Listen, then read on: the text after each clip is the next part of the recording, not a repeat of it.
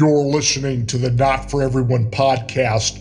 It is I, Jesse the Body Ventura, former Minnesota governor here. And while I am not endorsing the show, I did tell Bobby and Adam that I would do a little intro here. And so I will do that. And I'm doing that right now. I'm a man of my word. Now, these two man-children, they like to discuss cult film. They like to talk about horror movies, movies that I was in the 70s and 80s. Of course, they're not talking about my work now, while it's most important, but they'll talk about their movies like it's some sort of religion for them. And you know what? That may be your cup of Diet Coke. And by all means, if that's the case, consume every last drop of it like it's some sweet, delicious nectar, by all means. But it's not my bag. And if it ain't your bag, you can look at the notes and go to the timestamp that will go right to the review. But if it is your thing, listen to all of it. Don't let me be the barrier between you and Adam and Bobby, okay? Feel free to listen to the show. Can I go home now, please? Bobby, Adam, can I go now?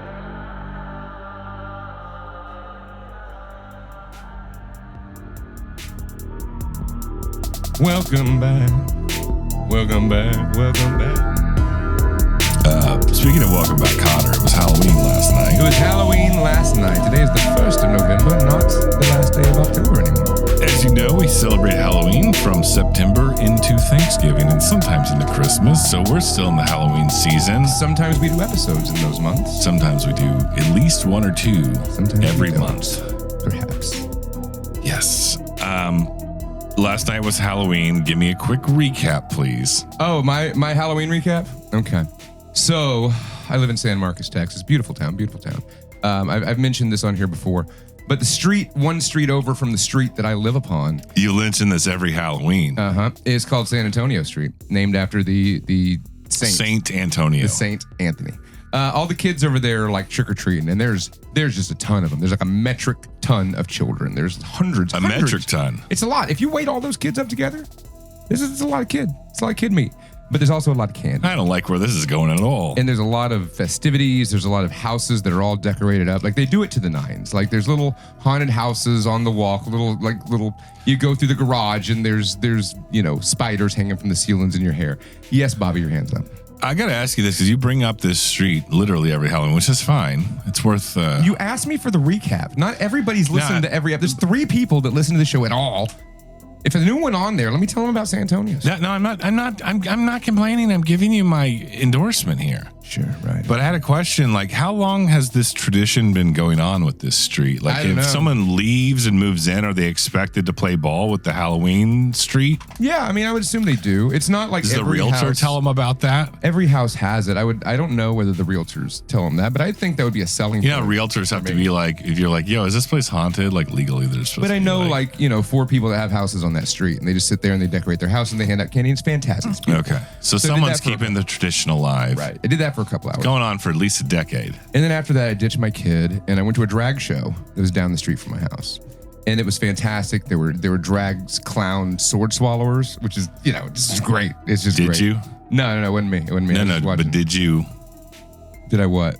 No, it wasn't my sword, Bobby. No. Did you No, Bobby, would you stop? Would you stop with that? Listen, I'm not you, okay? I don't do the weird shit you do, like dressing like a baby and like blowing smoke in children's faces while they trick-or-treat in your neighborhood. Baby want milk. So I was wearing my suit that's all bloody. It's like a white suit and just covered in blood. And people asked what I was. People kept thinking I was American Psycho. I wasn't American Psycho. You're just a bloody suit guy. Nah, I just cut myself shaving. I woke up in the morning in white suit. Your costume's a joke from the 1940s. It's a good fucking joke. So then I went to the drag show. And then I left the drag show. And Vaudeville, baby. And then I went to a Halloween party over at that director, that new up-and-coming hot hometown hero, Jeffrey Garcia. Oh, yeah, that guy. Yeah, so I went to Jeffrey's. Love that guy. Oh, he's fucking great. Went to his party, and Jeffrey Garcia and his director girlfriend. of Bubblegum. Yeah, Bubblegum. That's a good one. It's a fantastic one. The upcoming Meat Machine, which is gonna Jeffrey Garcia says that he listened to our show And I'm going to put a test out there right now. He needs to text me if he's listening to this episode. Yeah. If he doesn't, I know he's full of shit. No, he's not. He's the real deal. That motherfucker is the real deal. So Jeffrey Garcia and his lovely girlfriend, Rebecca, they dressed up as Andy Kaufman. Becca was Andy Kaufman. And Jeffrey was Tony Clifton. How do you find a gal that's going to go along with that suggestion? I don't know, but if you find that gal, you never let her go. That's true. That's true. They're fantastic. It was a great party. Like, not even just like out of like that it's hard to convince them. Like that generation, how the fuck do they even know? How do you know? People how do you know find cool shit, Bobby. Yeah, people do know cool shit. Right. It doesn't matter what age they are. That's age true. is just a number. I think cool shit is universal and it's intergenerational. It's exactly. It covers the whole spectrum. It covers the whole landmass Very interesting. of humanity. It really is. Some of it is you get old and you don't understand cool shit, though. Sure. That's what's happening to you. So then after I went to Jeffrey's party, I went home and I was like, okay, I guess I'm done. It's like 11 at night. I'm kind of tired. And then my neighbor texts me and she's like, hey, you want to go to the bar down the street? I was like, yes, I'll go to the bar down the street. So I went to the bar. Is there like a climax of this story or are we just... I got drunk. You asked what I fucking did, dipshit. Does your mom know how much of an asshole you are? Oh, yeah. I'm going to tell her. I'm going to text her. Just text her right she now. Knows. Say, hey, your son's a real piece of shit. Stop saying my mother's name on the podcast. Don't say mama's name. I'm Bobby. Don't say my mother's name, man. Anyways, I like to get up right on it was a very great Halloween. Once again, wait, you went to the bar and then what happened? Here's the thing. Throughout the whole night, right? I'm running for city council right now, Bobby. Yeah, we know. We know that you live near Halloween talk about Street, that, Adam. And we know you run. No, I'm just saying. We know. Mm-hmm. It's neither here nor there.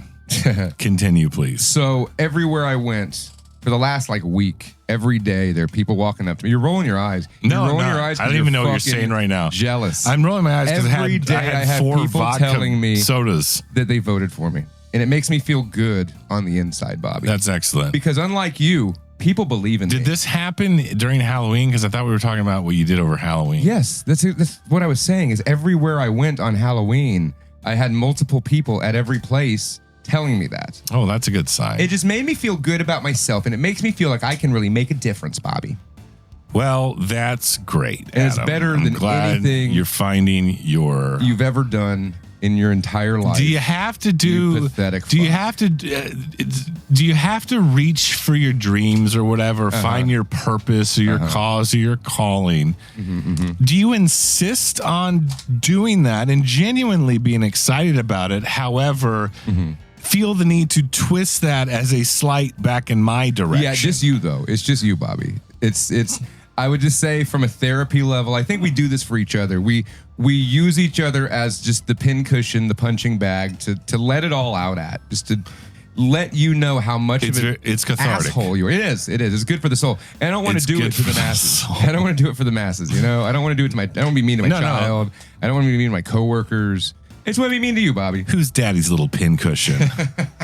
you hold a very special place in my life. You that could be but that should be a alternate title of this podcast. Daddy's little pincushion. Yeah, I don't want to be on that podcast. You can call this episode that, but no, I would never want to give that away in the title. Hey, so I asked you a question. Yeah, what's the question? About your Halloween. So yeah. Okay, so that was what I did for Halloween. Bobby, what did you do for Halloween? So you were just waiting for me to ask you. That's all you wanted. That whole exchange was just for me to ask you what you did. What did you do for Halloween, buddy? What'd you do, champ? I didn't even want to tell you now because I don't want you to think that I was being selfish with that question. Yeah, heaven forbid. What'd you do, Bobby? I do what I do every year. We kind of jack off the jack-o'-lanterns and get them outside with the candles. Right. That's what we call it. It's a very regional term for carving jack-o'-lanterns. You're saying we, but I don't think that your wife would be involved It's a regional term for carving jack-o'-lanterns. It's called jacking off Jack. Jacking off jacks. We were just jacking off few jacks. We jacked off a few jacks in the kitchen. I went to the church and they had a jack patch. I just picked up a bunch of jacks. The Methodist church down the street does have a lot of pumpkins. Jacks that need jacking. Wow. They got a lot of pumpkins, is what we're saying, folks. We got a lot of pumpkins. Whole lot of pumpkins. So we jacked off a few jacks, and well, actually, I did. I was working, but my wife did, and I could smell the pumpkins, so I felt like I was there. Right? Yeah. And we just sit on these little wooden Adirondack chairs in our front yard, and we have. Were you in costume, Bobby? I wasn't. I usually don't go. It's kind of. Did you not wear your costume of the guy from Cape Fear? Max Cady. I went as De Niro Max Cady to a Halloween party last weekend, but I didn't feel like putting it on. It was a shirt and a hat. I'm not going to explain. You didn't feel like putting a shirt and a hat on. It doesn't make sense. For what? If I was dressed as Max Cady from Cape Fear, sure, and like either A, people are just going to assume that's not a costume. Right. And you're just a fucking weirdo. It's Halloween. Who cares? But B, a child asks me what my costume is, and I have to explain the plot to Cape Fear. You don't got to do that. You just say, mind your fucking business, kid. Mind your fucking business. Run along. Take your candy, run along. Like, I'm glad you asked. It's about a murderer that gets out of prison and seeks revenge on his criminal defense attorney. If you do you'd have to do the tattoos. You have to draw the tattoos. And in the process, he tries to seduce his 16-year-old daughter. Right. I'm not going to explain the plot of Cape Fear to a child. When I saw the picture the first time, I thought you were Captain from Captain and Tennille. That would work. That's the first thing that came. I don't know if that's what they look like. One year I went as Dexy's Midnight Runner. Yeah, I bet you did. There was like one girl at the party that got it. How did you go as Dexy's Midnight Runner? Come on, Eileen. You just wear like the overalls with a little bandana around your neck, and you dance around with a broom all night. Right. It's a good Halloween costume. Gives you an excuse to dance around with a broom. I mean, you can do that at any day, Bobby. I guess you can. Don't be afraid to jack off jacks and dance around with brooms. So that's not what you did. You just wore like a fucking t-shirt and your cargo shorts, and you're like, "Here's candy." I don't have cargo shorts. It's fucking lame, bro. Adam, fucking lame. Adam, I don't wear cargo shorts. It's fucking watering your lawn. I wear denim shorts. I wear denim shorts. Yeah, well, I wear cargo shorts. John Cena style. And they're quite comfortable. You can't see me. John Cena. But no, we sit out front. We wait for the trick-or-treaters, and it's first come, first serve. And as far as I'm concerned, who's part of first come, first serve? Me as well. Sure. So I can't be held responsible or accountable for the amount of candy I ate a fuck ton of candy. I ate if there's a lull in the trick-or-treaters, I'm gonna have a fucking piece of candy every now and then. Did Sarah wear a costume at all? No, I haven't. No. We did at the party we went to last weekend. What did she dress as then? She went as Tippy from The Birds. Okay. We didn't take pictures. That's dumb. It was whatever. Sure. But this one kid comes up, and I'm already bored with the story. I know you are, but we got to get through it. Was way better. The listeners want to know. No, they don't. Nobody wants to know this, Bobby. Just continue. Please continue. Oh, so you want to know about Adam. And now I want to know. I want to know what fucking t-shirt you were wearing. I was just wearing there was nothing on it. It was like a striped t-shirt. It's fucking lame. So fucking lame. Anyways, go ahead. It's fine. And then this kid comes up with his dad, and his dad looked like someone that kind of cool, like a kind of ex-hipster, like that lives in the neighborhood. I'm like, I should probably hang out with that guy. But it's hard to ask a man out as friends in your 40s, Sure, and it's weird to do it at Halloween with this kid present. Yeah, you know what I mean? So it's just like, hey, maybe one day I'll run into that guy again, and we'll be like, hey, you want a Pabst Blue Ribbon? And we just chill on the... I'm just looking for... So you saw the guy, you're like, you look cool. I want the King of the Hill experience. If I'm going to live in the suburbs, I want You already have Red Jesus 2 doors over. Yeah, which is, I'm halfway there. I need 2 other people that are within a block of me. But anyway, I watched The Burbs today, too. That's why I'm on this kick. But anyway. Well, I just want you to move to San Marcos so that I can be in this King of the Hill crew. I think the amount of time we spend together is plenty. I just want to be closer to your cooking, Bobby. I think the amount of food I buy and feed you is plenty. It's plenty. It's plenty good. So this kind of half-sleeved dad walks up with this kid. His kid's dressed as Beetlejuice, but to be completely honest, they were nice people, but it was kind of a half-assed Beetlejuice because it was just the suit. He didn't do the makeup or anything. Dude, you wore a stripy shirt on Halloween. Shut the fuck up. Listen to me. Well, I didn't want to just. He's a child. I didn't want to explain the plot to. He's a child. Cape Fear to children all night. Since they give a fuck about what I'm dressed as. They don't. Right. So nobody would have cared. Okay, so the But kid, maybe cool tattoo dad would have been like, hey, you're dressed like Max Cady from Cape We Fear. should be friends. No, should be friends. But no, Bobby fucking wussed out in advance. That's called insecurities, Bobby. it's called I didn't really care about dressing up that night. It's called- I'm not trying to impress anyone. It's fucking Halloween. You impress the dead. I spent $47 on candy to feed the dark fucking neighborhood forces kids. are closer They can't on these insist on me nights. wearing a costume. They're like, here's the time of the year. your Rolos. Get off my lawn. Do you have any Rolos left? No, dude, they took it all. They fucking took it all. They took it all. But anyway, the kid dressed as half-ass Beetlejuice. He had like a purse, but it was like Handbook of the Recently Deceased. Sure. I was like, oh, you even got, I was like, cool, Beetlejuice. Like, you even got the Handbook of the Recently Deceased. And the dad was like, yeah, actually, that's his mom's purse. And I was like, I bet your mom's pretty hot.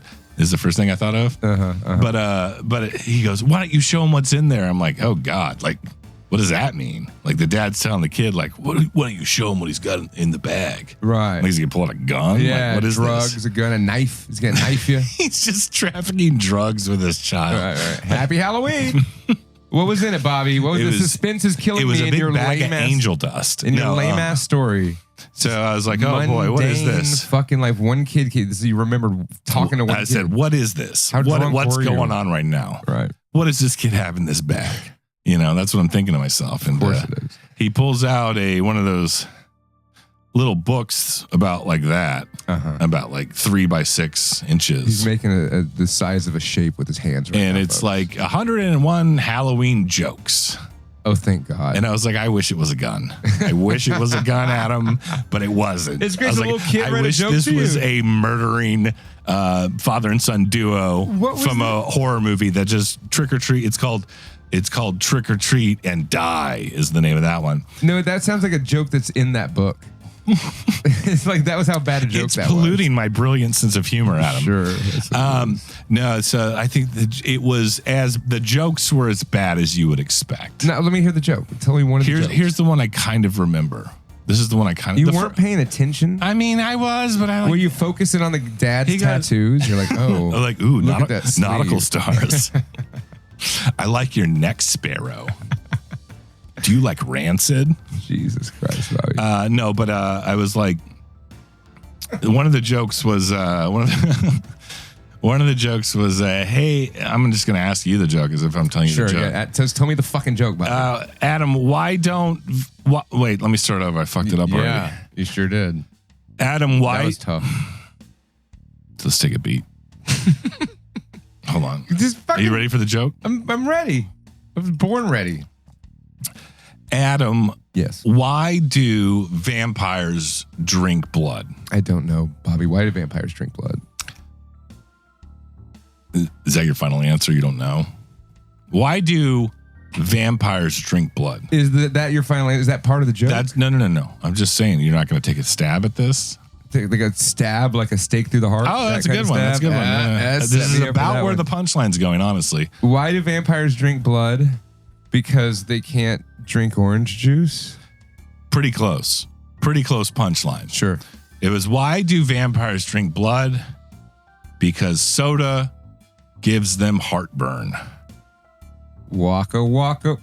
What? And even the kid, the kid felt shamed for picking that joke out. I'm like, there's got to be better jokes than that in this joke book. Soda But gives them heartburn? even the dad made the kid read me a joke. Right. And then he did. And everyone in this trio Was knew embarrassed. that was not a good fucking joke. And it wasn't the kid's fault. Right.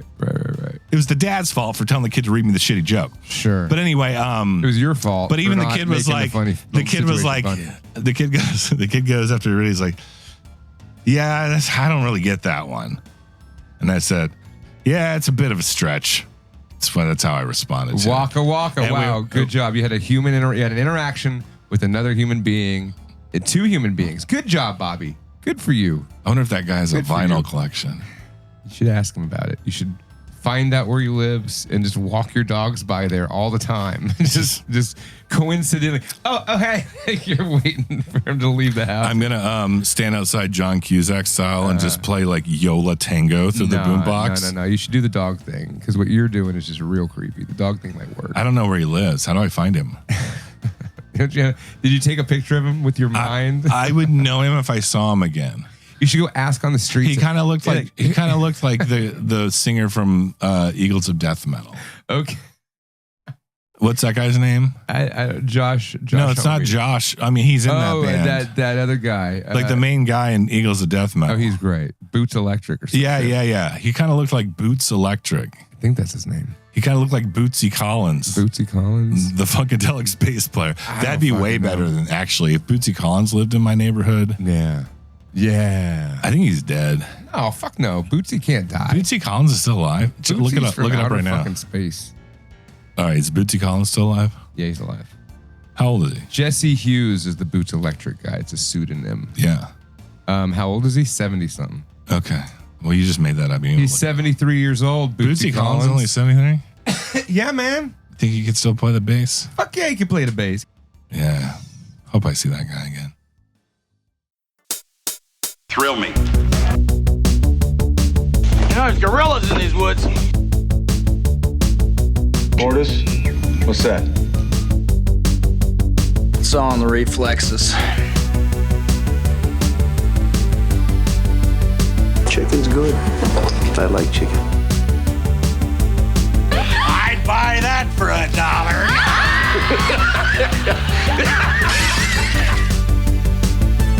Die in the wind. Die in the wind. Oh, wait. Was she a great big fat person? I drink your milkshake. Carpet Day! You make me want to be a better man. I'm running this monkey farm now, Frankenstein, and I want to know what the fuck you're doing with my time! See you at the party, Richter! Quality content for all of you brave enough to listen to the true, the real, the original, Not For Everyone podcast. Throwing shade. Soon to be called the Hard R podcast. What was the other one? Or Daddy's Little Pincushion. Daddy's Little Pincushion. Hey guys, if we have to rebrand, Yeah. here are our options. We're open to other titles, but so far it is Daddy's Little Pincushion. Well, you've already said this 5 times tonight. Are we going to cut this joke? Or the Hard R podcast. That one already exists. And Daddy's Little Pincushion probably already exists too, if we're being honest. Well, for now, we're still the Not For Everyone podcast. My name is Snobby Bobby. And right in front of me on this post All Hallows Eve, November 1st. By the time you listen to this, folks, It'll be 2025. quite possibly, I'll either have been elected or will not have been elected. Nah, I'll try to get it out as soon as possible. We'll see what happens. Yeah, we'll see what happens. Get out in time for election day. Right in front of me is the Crude Rude Dude, The Lieutenant of Danger. the Pork Chop Moon Man, and the Halloweasel. Lowest common denominator. The Halloweasel and the Christmas Monkey. I got to come up with one for you for Thanksgiving pretty soon. Yeah. Every holiday season, it'll be like, right in front of me is Flag Day Frankie. The Crude Rude Dude. No, I don't think so. Flag Day Frankie. We might have to slow down with these. Or just read. Can we get a list? You're gonna get a new nickname every holiday. I need a list of all of the names that we have already. I just want to make a full alias, AKA list. I could knock out at least a dozen, but I know that I wouldn't be forgetting some. Right. I mean, at least the Pork Chop Moon Man needs to go on the gravestone. You know. Yeah. Or the Pork Chop Flag Day Frankie. Flag Day Frankie. And no one is ever going to call me that. I pray to Godzilla on high that nobody ever calls me that. Flag Day Frankie. No. But yeah, this is the Not For Our Own podcast. We are, excuse me. We're in our 100-something episode. We're in 100-something episodes, right? Somewhere in there. I don't know. Like that. I stopped numbering them. I'm like, this doesn't even make sense to number them. It doesn't even matter. None of this matters. The fuck? Who's listening? All right, It's fine. Flag Day Frankie, I got a question for you. Yes, sir. I actually don't. I just want to say that we're in the middle of body horror Halloween. Yeah. Halloween was last night. Yeah. As you heard in the cold open. Body horror. Body Horror Halloween, we're going to cover the David Cronenberg classic. The Fly. 1986? Yeah. Is that right? It's a good pedigree. It's a good pedigree. That David Cronenberg, that guy. You can't talk about body horror, Adam, without talking about Cronenberg. Without talking about, is he the greatest of all time when it comes to body horror? I mean, I don't know. The answer to that question is yes. Okay. The answer is indisputably yes. Indisputably even. Huh. Okay. I mean, but what about like Street Trash? What about like who directed Street Trash? Oh, I don't know. Exactly. What about Altered States? Here's Adam. The thing with body horror. All I'm saying here is, I don't know. I'm arguing. I mean, you're totally right. John Carpenter did The Thing, which is a classic body horror, but he isn't known for strictly body. Not that Cronenberg's known for strictly body horror, but you know what I'm saying. Sure. It's more in his wheelhouse. He's like the how do I put this? He's like the John Gotti of he's like the David horror. Cronenberg of body horror. Right. Exactly right. Yeah. 100%. Brundlefly. Well, the fun thing about The Fly is, Cronenberg has his non-body horror, which is all great for the most part of what I've seen, at least. Sure. Eastern Promises, A History of Violence. History of Violence, man. Is Crash? Crash isn't really body horror. No. Not all of them. I like that Crash better than the one that won Best Picture. Which one won Best Picture? I don't the think one I've that's seen like either of them. Everyone's racist, but everyone's shouldn't be movie that won Best Picture. I don't know. Like, I don't watch most of those Oscars. This was like movies. 2000. Huh. Nah. Anyway, not ringing any bells. Yeah. But anyway, but I guess what I'm getting at is Cronenberg's The Fly. Sure. Of his body horror movies, I might say it's the most body horrible. No. Those two words together multiple fucking times. It's tonight. the most body horror. I'm just kidding. No, it's the most accessible or palatable for like normie non-film nerds. Right? Sure. Yeah. Is that right? Which one are we talking about? The Fly. I mean, it's the one with the most acclaim. Most people have like a lot of people are at least familiar with The Fly. If you're like, hey, fucking Susan in accounts payable over at my corporate gig, like, have you ever heard of Videodrome? They're going to be like, what the fuck are you talking about? I'm calling HR. Has that happened to you? No. That's happened to you. I'm just saying. But if you were like, hey, Susan in accounting, have you ever seen Jeff Goldblum in The Fly? There's a good chance you'd be like, hell yeah, that movie. That's awesome. The thing, because that's like the Cronenberg movie that has Goldblum in it, and it'll forever be associated. Everybody knows Goldblum from The Fly, I would think, or Jurassic Park. Well, yeah, and it's. But if it wasn't for The Fly, Jurassic Park. Well, you forget how far Goldblum goes back. He goes back to like Invasion of the Body Snatchers. Oh, yeah. Buckaroo Banzai. Yeah, I think Buckaroo Banzai was actually after. No, but what I'm saying is like, you're right. Most people are like, oh yeah, that's Jeff Goldblum. He's probably best known as Dr. Ian Malcolm from Jurassic Park. But he was also in Independence Day. Was he in Independence Day? Yeah, he was the Jewish guy. He was the younger one. He was talking about chaos theory and shit. Yeah. Of course he was in Independence Day. Right. But my point is, Jeff Goldblum, great fucking iconic role. And then also, I like that guy. What happened to Gina Davis? That could be the new name for the podcast. What happened to Gina Davis? The What Happened to Gina Davis podcast. Starring Adam and Bobby. That's it. That would be a wonderfully profound rebrand. Yeah. The What Happened to we should do a I just think we're just going to rename our podcast Lawsuit. No, we should definitely try to do an episode, a pilot episode of What Happened to Gina Davis for the Patreon and see if we get any good feedback. Are we going to have to actually talk about Gina Davis? Yeah, we would have to talk like this the whole time. What happened to Gina Davis? Whatever happened to her? She was such a sweet girl. She was so pretty. Oh, she was in Cutthroat Island. Isn't that the one? She was just such a lovely young girl. I wish she got more work these days. Whatever happened to her? Whatever happened to Gina Davis? Oh, God. Gina. But no, she was in that movie not that long ago. She was Thelma or Louise, No, one of the two. wasn't she in She the- played the baseball. Yeah, A League of Their A Own. League of Their Own. Yeah, we could switch it to like what happened to Gina Davis? Oh, you know what? That new movie Blink Twice that Austin keeps ranting about. Gina Davis is in that. Yeah, she's still around. Is my point. That was Hell good. yeah. Hell yeah. I just Gina. don't watch new shit, so I don't fucking know. So, no, she was in. What was it? Was it like the? She was in The Gorgeous Ladies of No, it Wrestling. was some TV show based on it was like, was it an Exorcist TV The show? Exorcist TV show. Yeah, right? Yes. She was in that. That's She the was last in thing I Stuart remember. Little 2 and 3. She was in Cutthroat Island. That's when it all went downhill. I think that she got, as she got old, she aged gracefully. Oh, yeah. And she went from... Earth girls are easy. And you know, they stay hot for quite a while. She's still a very attractive woman. But she went into television, I think, more. Yeah, I think yeah. her stardom, she became comfortable in television and just stayed there. And God bless her. You for know doing what's that, great? I always hear about how like women in Hollywood as they age, they're less likely to get casted and things.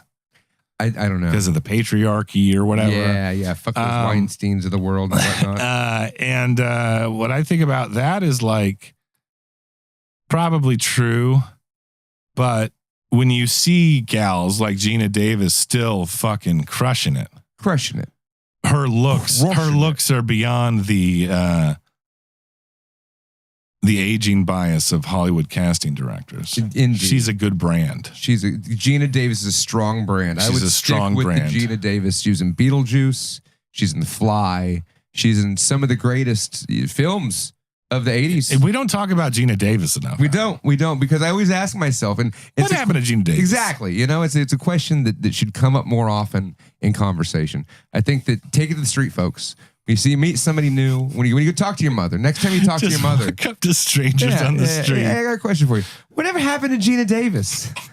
See what they say, you know? I would recommend you do that. Record yourself doing that. Send it to the Not For Everyone podcast. We're gonna have that. Yeah. For the whatever happened to Gina Davis. We'll do podcast. Man on the Street segments. Yeah. And That's the only question we ask. In random towns across America. I'm going to try to use that in icebreaker. You know, I think I can get there. I think I can get to that question organically. You know, to start talking to somebody. Yeah, you know, I saw that new Beetlejuice movie. Did you see that, BJ? It's a pretty good movie. What happened to Gina Davis? You got to get to it, Bobby. Oh, sorry. Start over. No, I'm not going to start over. I'm going to continue where I was at. All right. It's a good movie. It's a good film. But this is the one question I had. Just watching the whole movie, I'm sitting there thinking to myself, whatever happened to Gina Davis? You know, what happened to her? And they're going to say, yeah, I don't know. Whatever did happen to Gina Davis? She was a pretty girl. And they're like, oh, yeah, she was in that Exorcist show a few years ago. Yeah. She's still around. And that would be an episode of the podcast right there. Mm-hmm. That's going to be every episode of the podcast. We're just going to do that. Just that over and over and over again. No movie recap. It's someone that's like, yeah, what did? But like also Adam's like, no, Corner. she's still around. No news. It's a very interesting premise. She never went away. I'll have to some would sober up say. to decide if that's a good idea or not. Mm-hmm. I mean, I'm sold. She's still around. And I'm sold on here's how I know. Gina Davis was... Gina Davis, Adam. Gina Davis. What the fuck? Are you just going to say the same fucking words? Over? How drunk are you, Bobby? Adam. God damn it. Gina Davis was in a movie that I mentioned previously called Earth Girls Are Easy with a young Jeff Goldblum. And also Jim Carrey, Damon Wayans, and is it Downtown? What's Julie Brown? Downtown. There's Downtown Julie Brown, and then there's the other Julie Brown, right? There's like a couple of them. Yeah, there was. There's two of them. The white ones in that movie. And the black one. And they were both smoking hot. Yes. If we're being honest. Wait, what were we talking about? What movie? Talking about the movie Earth Girls Are Easy. Earth Girls Are Easy. So when we'd get, remember going to the old video store on a Friday night, right, with the fam. Yeah. And sure. The movie I always wanted rented, regardless of what time of year it was Scrooged. Scrooge is a good one with Bill Murray. And then the one my sister always wanted to rent, regardless of the time of year. Buster Poindexter was in that movie. He drove a cab. Regardless of the time of year, my sister always wanted to watch Earth Girls Are Easy. Really? It has Gina Davis and Jeff Goldblum. They were uniting after The Fly. I there don't was know such if a chemistry between them in The Fly that they're like, you know what? let's cover Jeff Goldblum in blue fur and have a romantic thing with him and Gina Davis. Well, I mean, they give him a makeover and he turns into Jeff Goldblum. Right. But there was just the chemistry between her and Brundlefly in The Fly. Mm-hmm. It led probably to it had a lot to do with it. We should review that. We should just do like a trick fake and like review Earth Girls Are Easy no, because I watched The Fly. Oh, yeah. I did watch Earth Girls Are Easy relatively recently. I haven't. Well, it's on Freeview. More on The Fly later. And by the time we come back around to The Fly review, we might actually find out whatever happened to Gina Davis. Well, she made Earth Girls Are Easy after she was in The Fly. Right. And then she made Stuart Little. We're at 34 minutes. We should probably go to movie recap. Movie recap.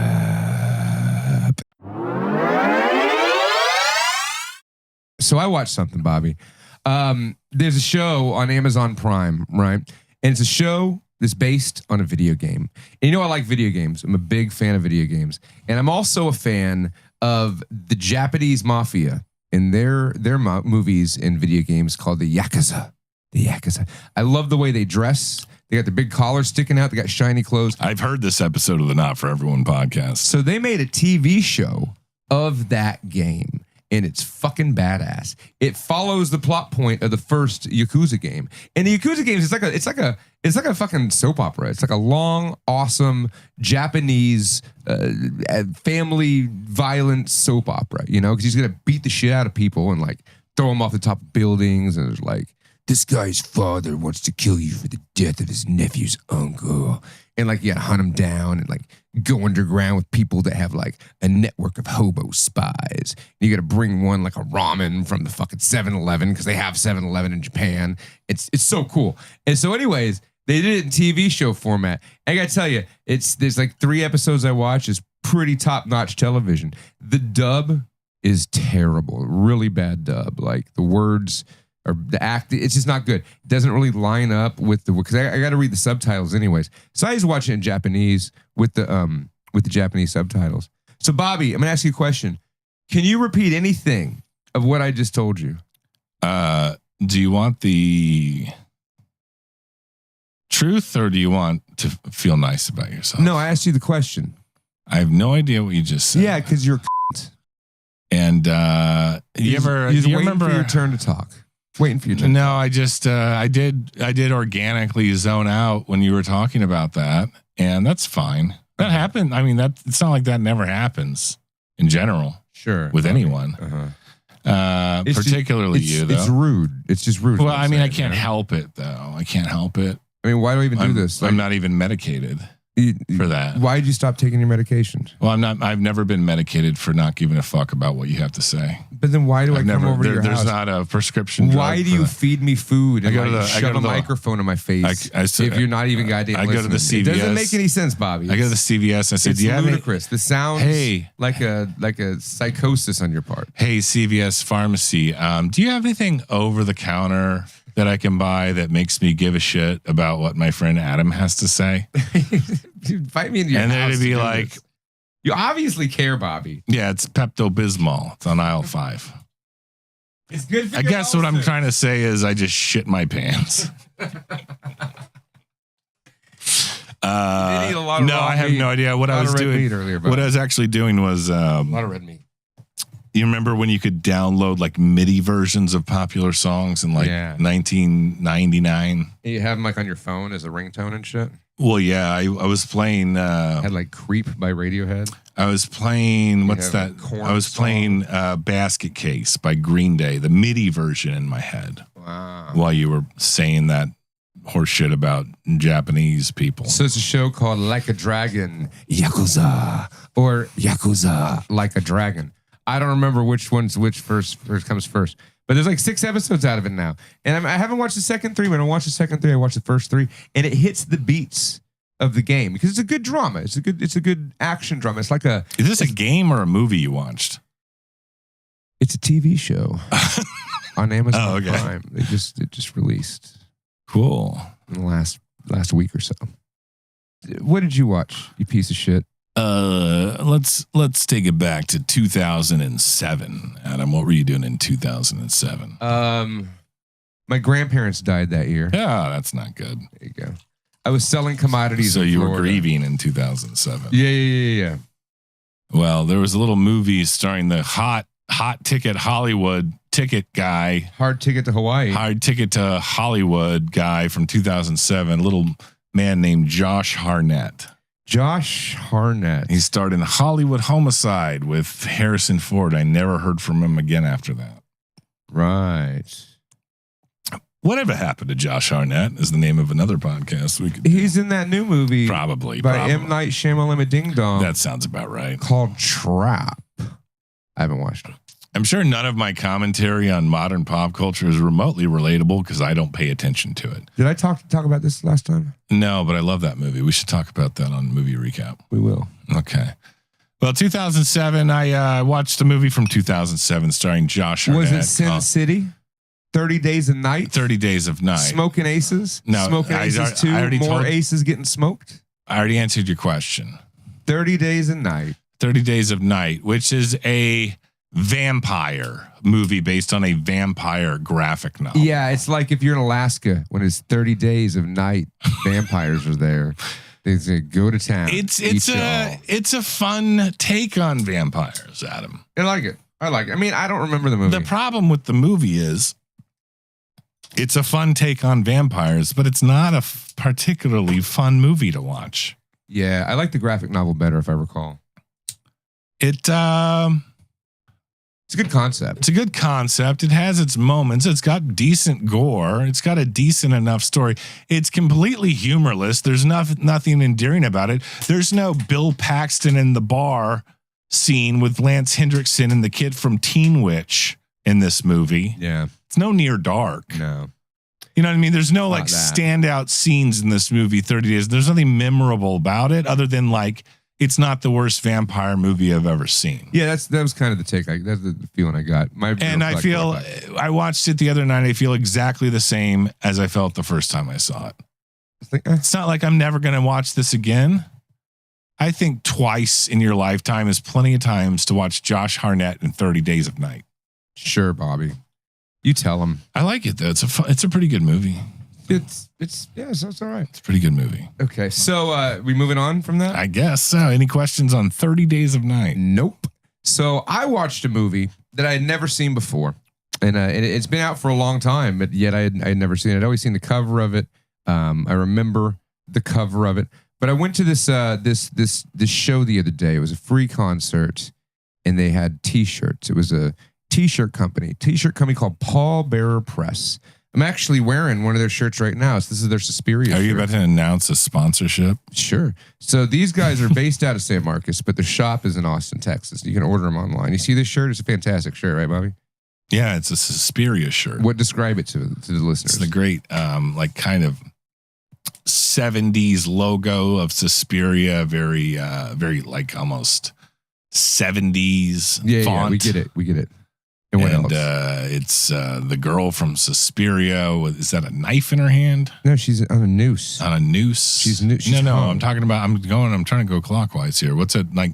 So it's like a stained glass, and there's a mural. There's like circles around. Suspiria is known for their stained glass visuals. Adam. Yeah, indeed it is. So it's a good looking shirt. It's a cool shirt. So anyways, that was an event they were holding, and they were giving out free T-shirts. And the free T-shirt they had, it ended up being witches in that movie. It was witches the whole time. Yeah, it was witches the whole time. All along, I knew it. I felt Witches the whole time is an alternative title for Suspiria. I think that's a show. Is that Argento on Disney Plus? The Argento masterpiece, Suspiria, also known as.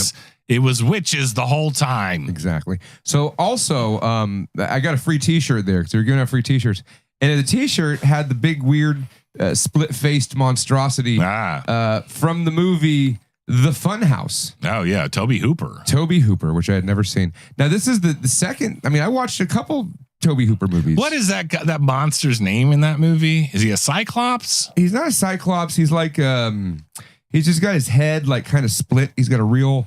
It's kind of a grayish green color, if I remember correctly. Yep. And it's just like kind of split in the middle. I watched that movie about 5 years ago and remember really liking it and don't remember much about it. He's got like hands. They're like the penguin from Batman Returns kind of. They're in like a carnival funhouse. Yeah. So it's very claustrophobic slasher is what it is. It's pretty great. And it's it made me think about Tobe Hooper as a director, right? God bless him. God love him. He's dead. I light a candle for Tobe Hooper every time we talk about Funhouse. Right, Bobby. I'm sure you light a candle. Will you see? There's a bunch lit downstairs already. But you didn't. They were all for Toby. Okay, fair enough. So this movie is about this Funhouse. It's the haunted house ride that you'll see at Did you ever play fairs Krusty's and Funhouse carnivals. on Super Nintendo? Yep, but we're not talking about that. Yeah. Remind me when we get done talking about Toby. Shut up, Bobby. Well, real quick. Shut up. When we get done. I will not remind you about the fucking Krusty's Funhouse video game. Remind me from to talk Super about Nintendo that when you're done. when I'm done talking about the Funhouse by Tobe Hooper from 1981. All right. I'll remember. I think the monster was called the Geek. Yeah. So the Geek is the son of one of the carnival backers. And there's carnival backers that are standing there and they're talking like this. Do you know what a geek was? Yes. What was it? Let's test your macabre knowledge. God damn, it's a dude bites heads off chickens. So, anywho, what was I? The Funhouse. So there, imagine you're at Funhouse, the carnies at the Funhouse, right? These are some creepy ass carnies in this movie. This is one of the few movies where like the carnies are the villains, and I like it because there's there's a few movies where the carnies are the villains. This is one of the few. I said there's a few. Ghoulies too. The carnies are the heroes. The carnies are the heroes, right? This is carnies as bad guys. A lot of them try to humanize them. This one's like, no, they're bad. They're trash people. Should carnies be humanized? So here's what happens. I don't. Real quick side tangent. Sure. With all the last 20 years plus of reality television, sure. How is there not some horseshit TLC show called Carnies about carnies? I don't know. Because it's $1 million idea. It seems like a missed opportunity. Anyway, go ahead. Sure. So, the carnies are the bad guys in this one. And so there's this fun house. And for whatever reason, these teenagers decide to break into the fun house and spend the night because it's two couples and they want to bang, right? What if Carney Wilson was the bad guys in this movie? I don't know who that is. So there's one like Michael Myers looking motherfucker walking around and he's working the ride, the fun house ride, right? And so while these kids are like sneaking off to bang after the carnival closes down, one of their little brothers is like following them around too because he wants to be at the carnival. Now the rumor on the street is that the last time this fair was in the last town, some little kids went missing. And so the parents like, we don't want you to go because some little kids are missing from the fair. Maybe that shit would fly in the 80s. I don't know. Maybe you could have fly-by-night carnivals where children just disappeared randomly. Isn't that all carnivals? Maybe. I don't know. I mean, like literally, that's the description of a carnival. At least 3 kids disappear every carnival. Fly by night and missing kids. Every fucking Come on down. 3 nights a week. Play the game where you throw the ball in the milk cartons. That's still fun. That milk carton's going to be you. Milk bottles. So anywho, they're hiding in the fun house to bang. And so the big Michael Myers dude like brings the mind reader, the psychic lady. She's a hua. She's whoring herself out. And so he brings her down there to bang her. And she makes him give him like a lot of money, like $100. Like he opens up the till, like daddy's till, and pulls out way more money than he should. And then like, she goes to give him a handy, and as soon as you turn me down, you fucker. I'm turning everyone down.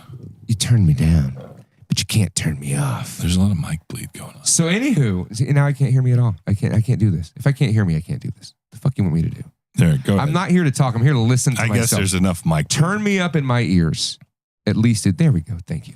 So this Carney guy, like he's freakishly big. He doesn't really talk. You stop doing that, Bobby. And then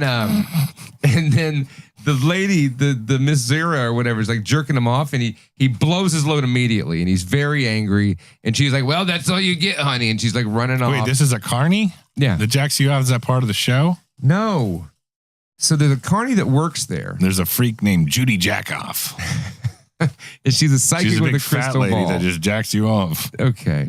It's like you watch this. It's like you're reading my mind. It's like you're living in my mind right now, Bobby. So jack off Judy, he blows his load too soon and she takes off the money. He gets mad and he strangles her to death because he's so mad because he wanted more than just, the premature ejaculation. And then wait. He finished and he got mad about that? Yeah. How does that work? I don't know. She just like touched him. He's like, ugh. He's like, I want my money back. Yeah. What if? No, that's bold. Right. Well, that guy's a psychopath. He's also a psychopathic carny whose face is like ginormous. He has like a head the size of 3 heads, and it's like there's a big crease in the middle that holds it He together. should be happy with what he gets then. Exactly. But he kills her, and then the high school students that are watching, they go in there and they steal all the money, right? One of them steals all the money. And then Carney Dad shows up, who's like the main barker. He's like, I don't care if you kill them little children like you did at the last place, but you just murdered Jack off Judy, and Judy is one of us. And so he gets all mad, and he like starts beating on the fucking... That's not a real name in the movie, though. It was your example. You came up with the name, asshole. But did this happen in the movie? What I'm saying happened with the fucking Jack off Judy is the name. Why would I be saying it otherwise, asshole? I just want to hear you angrily say Jack off Judy. Jack off Judy, if that's not She's your my real favorite name. Freak archetype of I the turn of the century. apologize. She had the turban and stuff. Her name was like Madame Zora or some shit. And so anyways, Carney Dad gets mad at the geek, and then the kids are above him and like they drop a lighter, and he's like, who's up there? Come on down here. We'll be friends now. What is this that you're describing right now? The Funhouse by Toby Hooper from 1981. How about you drink some more alcohol? I don't remember any How about of you this. erase your brain on the fucking vodka some more? You son of a bitch. This is a vodka episode of the Not For Everyone podcast. Are you done with the Jack Off Judy True Story or whatever it's called? You know, the Funhouse is pretty bad. The Chronicles of Jack Off Judy. It's really not the best. I love Funhouse. It's good. It's good for what it is, but it's not like... There's way worse shit. Oh, out 100%. there. It just... I love Funhouse. I think it's at least a top 100 80s horror. Top 100, you think? Oh, yeah. I don't know. I just think like compared to... I don't know if I can name 100 80s horrors. Life Force. Oh, yeah. Or... Funhouse was right. I want to say that was right after Texas Chainsaw Massacre. Chainsaw Massacre 2. No, he had done Funhouse. He had just done Salem's Lot. Okay, yeah. So Salem's Lot and then the Funhouse, and I think Salem's Lot and the Funhouse are like on the same level. They're Salem's okay. Lot was right after Texas Chainsaw Massacre. Yeah, I think there's something in between. Somewhere in there.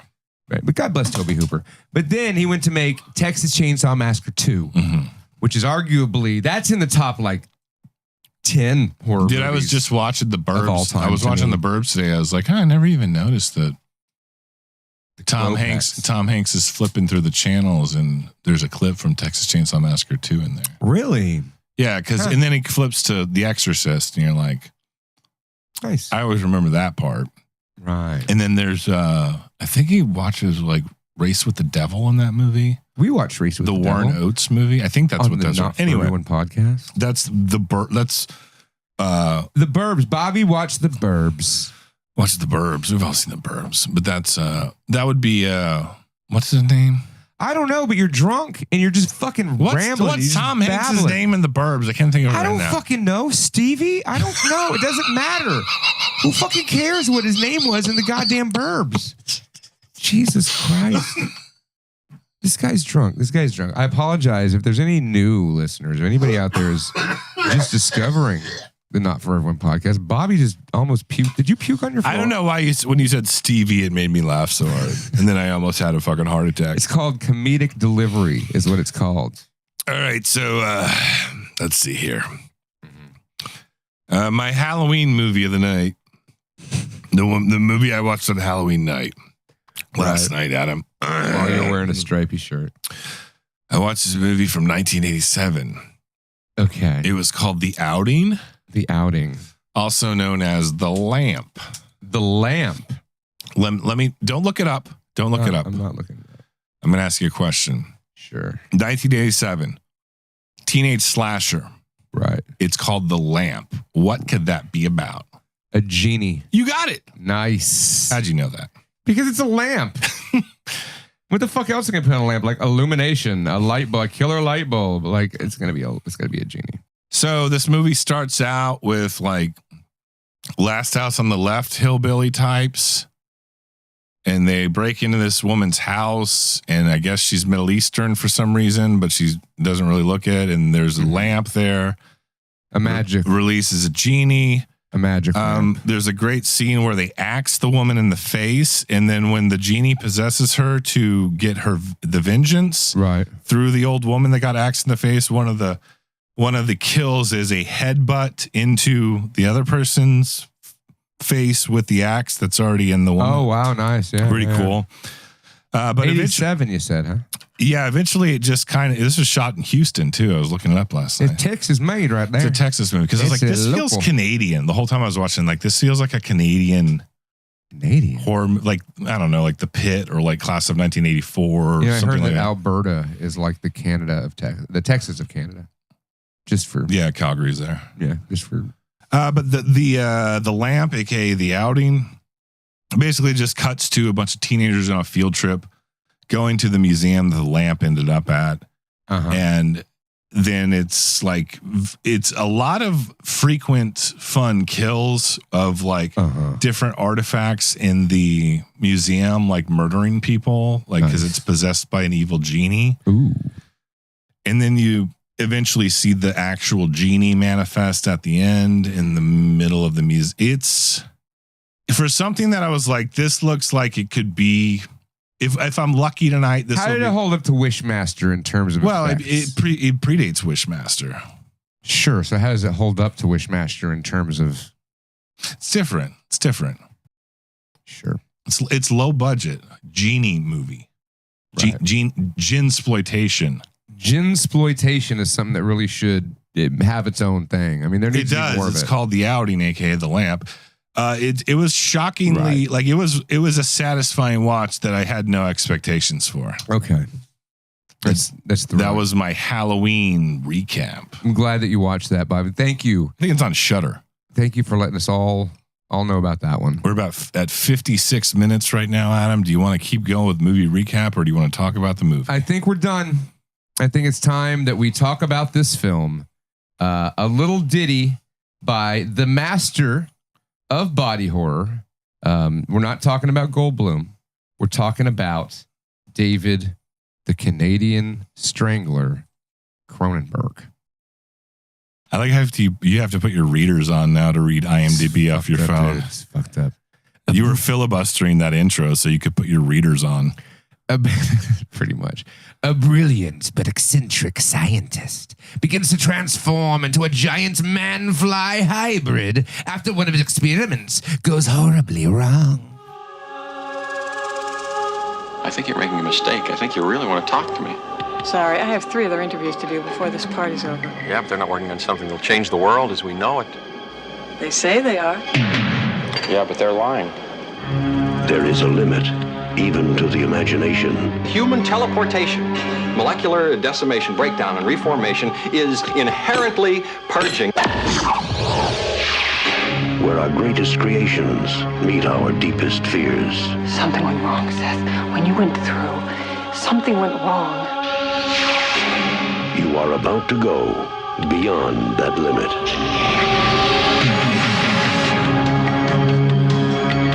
Those weird hairs that were growing out of your back, I had them analyzed. But they were definitely not human. If you saw how scared and angry and desperate he is. I'm sure Typhoid Mary was a very nice person, too, when you saw her socially.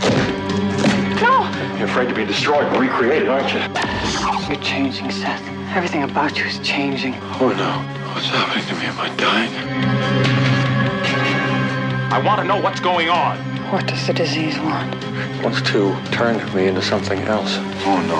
A fly got into the transmitter pod with me that first time when I was alone. Don't go back to it. It could be contagious. I'm afraid. Don't be afraid. No. Be afraid. Be very afraid.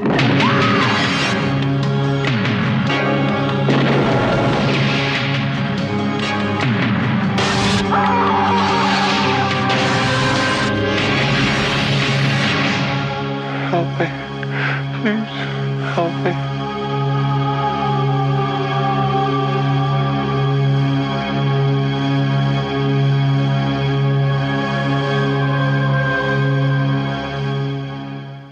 All right, well, that was a fun trailer that we just listened to Sure was. From 1986 is The Fly. The Fly. Now, Adam, I gotta go on a quick rabbit trail here before we jump into The Fly. Is that what they call it? A rabbit We're going to go trail? off on a little little side quest. Side questorino. While we were outside, while the trailer was playing just there, right, having a smoke break, mm-hmm.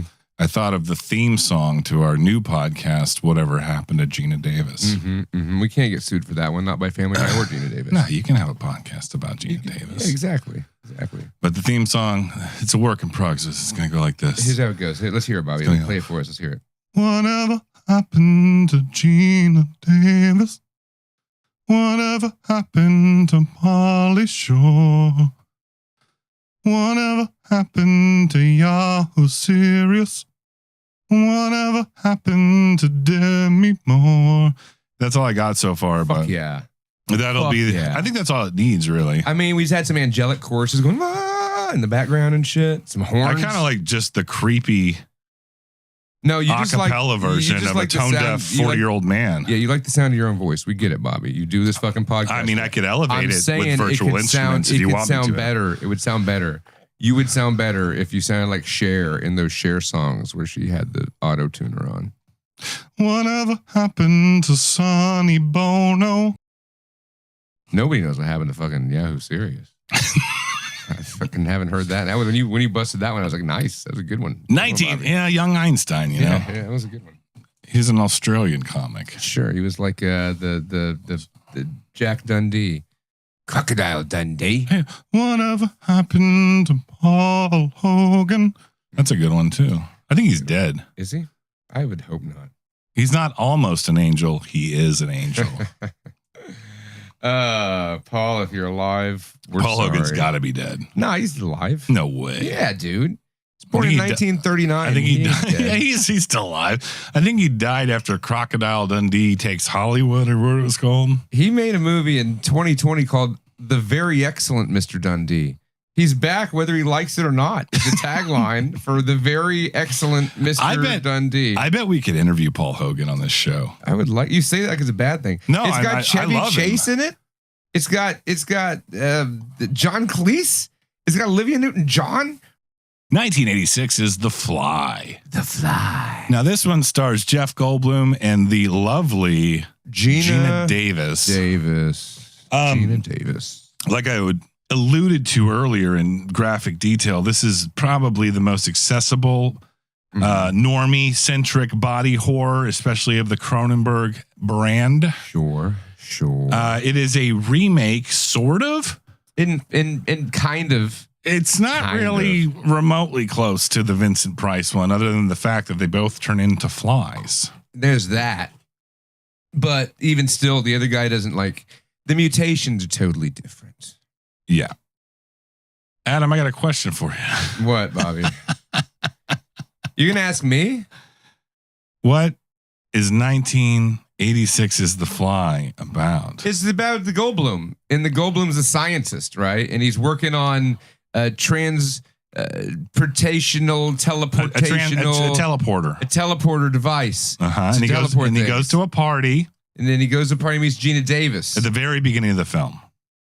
Okay. He meets Gina Davis at a party. He meets Gina Davis at a party at the very beginning of the film, and then he's like, "Hey, I'm Jeff Goldblum. I want to vomit on you and then eat the food off." Nah, you're skipping way ahead. I'm just saying, so he's thinking in his fly brain. Oh, he's not a fly yet. I know because he didn't get into the teleporter with the fly yet. Okay. Slow down.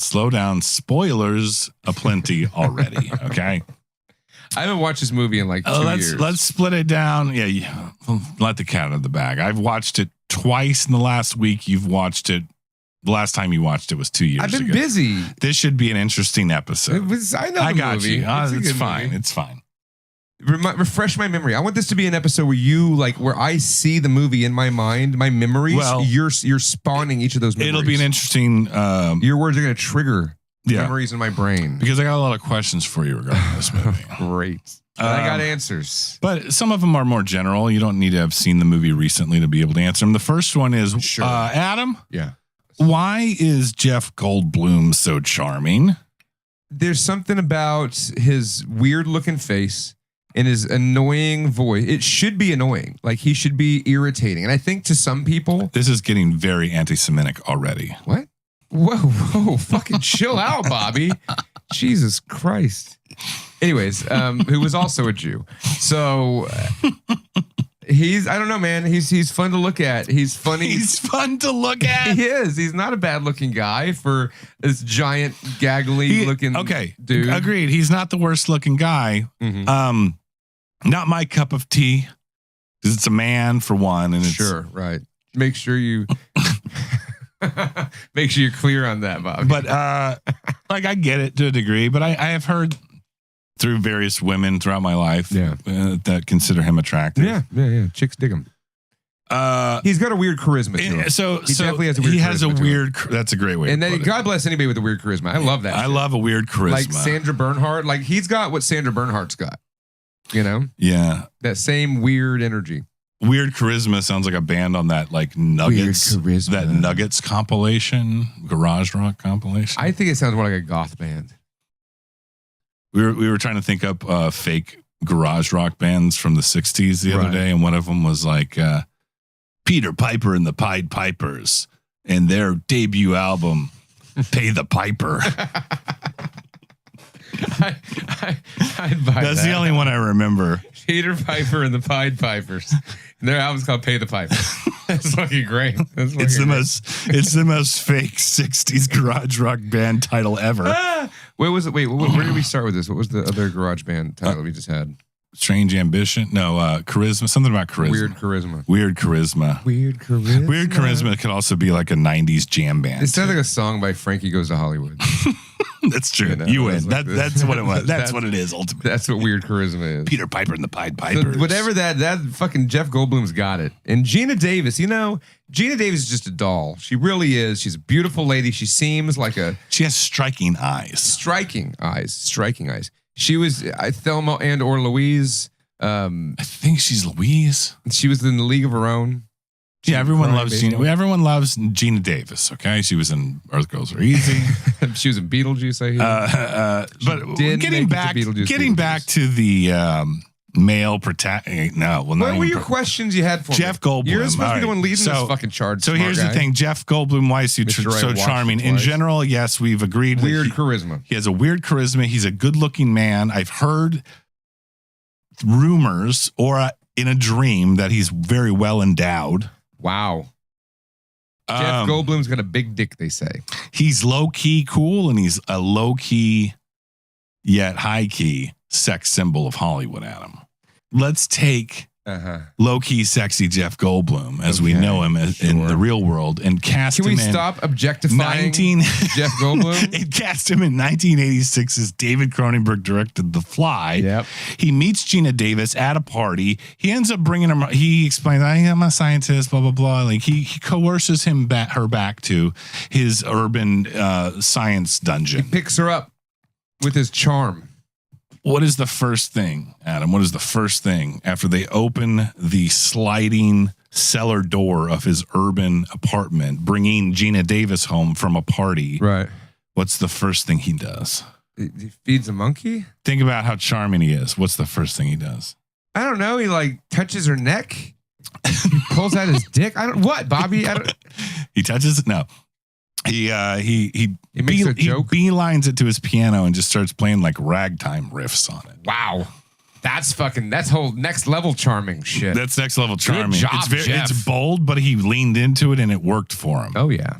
Oh, no, Adam, have you ever brought a gal home and played her some ragtime immediately? No, I don't have a fucking piano in my house, but now I kind of think I need one. You have to learn how to play ragtime. Yeah, bigger I don't even know house. if it was ragtime, to be honest. It was like... Could have been a waltz, Bobby. It could have been a fucking sonata. Okay, and then after this, he shows her what he's working on. She's a journalist. This is interesting because she's torn through this entire film as she's falling for Jeff Goldblum, as we will come to find out in our conversation about The Fly. She's a journalist torn between writing an article on this like low-key sex symbol science genius. Right. Stop objectifying Goldblum. And his teleportation technology, because she works at a magazine, a science magazine. Science rag. It's some science rag. Yep. Here's the twist. Here's the twist. She's torn between pursuing something with Jeff Goldblum as Gina Davis, the journalist, and then also her ex-boyfriend / editor boss at the magazine, He's a real prick, that guy. Is going, hey, get me the story on Brundle. Seth Brundle. The Fly. Now, after that first night of playing piano at his apartment, and showing him the teleportation device, sure, he decides, I think this is only a Goldblum move that works. He takes her out to cheeseburgers. And it's not like, we got to go check out the cool new. Broads like cheeseburgers. Yeah, they like cheeseburgers. But he takes her to like a counter, like fast food. He takes her to like a fucking Dairy Queen. Right. Well, back then, fast food in 1986 is probably a lot different than fast food in 2024. It was more acceptable to take Gina Davis to Jack in the Box back then. Yeah, well, Jack in the Box wasn't dog shit back then. Jack in the Box was better back then. So you could take a beautiful Hollywood starlet there. I'd take a beautiful Hollywood starlet to Jack in the Box. Fuck yeah. What's your go-to at Jack in the Box? I get the munchie meal. Jesus Christ, Bobby, you're fucking dying over there. I swear to God, if you vomit again on the floor. Bobby. What time we I think he's dying, Sarah. I think you need to come like burp him, pat him on the back. Get it out. Give him the Heimlich. Talking Sarah's. I like the bacon ultimate cheeseburger from Jack in the Box. Anyway, it's pretty good. It's pretty good. The munchie meal comes with tacos, curly fries, and a burger. Yeah, that's a good deal. Jack in the Box. Last time I ate Jack in the Box, I vomited. Now it's like $12. I haven't eaten there since I vomited. It's probably a good idea. But I didn't vomit from Jack in the Box. I vomited from excessive drinking, and I happened to have eaten Jack in the Box. Gotcha. This was probably 10 years ago. But I don't have a drinking problem now. You haven't had Jack in the Box in a decade? At least. Wow. You should give it another shot, Bobby. It hadn't gotten any better. I don't know if I'm ready. It hasn't. Why are we talking about Jack in the Box? What happened to Burger King? Who gives a shit? Who gives a fucking shit? That's a good answer. Hey, Bobby, I have a question for you. What's your next question for me about The Fly? Well, let me get back to the movie. No, your description sucks. Just fucking move along. You just want me to ask you questions so you could talk because you don't remember. Yeah, I'm just waiting for my turn to talk because I haven't watched the movie in 2 years. It's fun to stump me on this Jeff movie. Goldblum ends up taking Gina Davis to. Now I got a question for you. Was Gina Davis there at the party just to get to him to get the story? It's a good question. Or did they meet coincidentally? No, I think they coincidentally met. I didn't really pick up on that too much. You watched it twice, Bobby. I know, but like I don't think she knew who he was when they first met. Maybe she did. It's irrelevant. Gotcha. No, it's actually pretty relevant to the movie, but go ahead. Continue with your whatever you're doing. So her vindictive ex-boyfriend is her editor, I guess, at the magazine. Mm-hmm. He still has like a key to her apartment. He comes in and out as he pleases, and she's like, "You don't live here anymore." There's a lot of tension there. Shit. Ex. Yeah. Real piece of shit. You think he's a real scumbag. Real scum fucker. And then, Adam, I was going to ask you, so they're on a date at the Science Dungeon apartment of Jeff Goldblum, where they sleep on a fold-out bed, which is like you take Gina Davis out to Hardee's and then you let her sleep on the fold-out bed. Like, that's how you bag Gina Davis. But he's got a weird charisma and a big dick.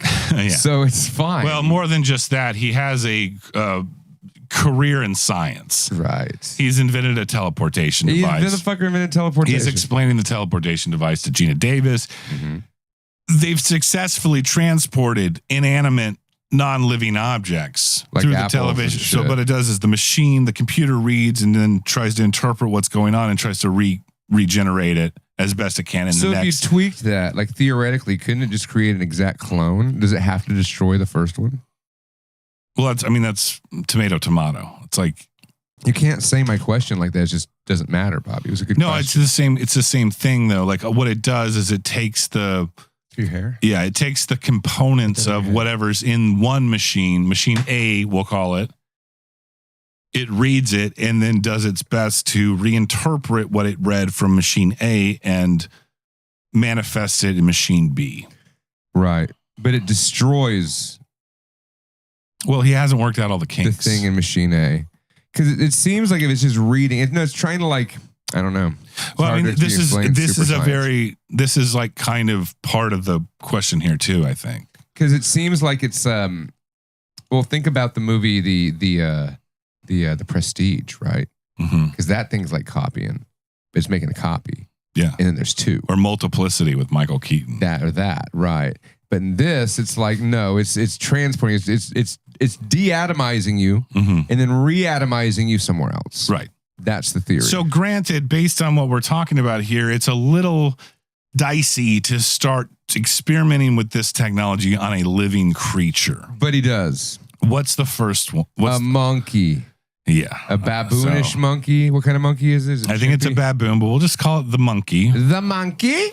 Okay. A baboon is an ape. This monkey situation. Okay, so he transports the monkey.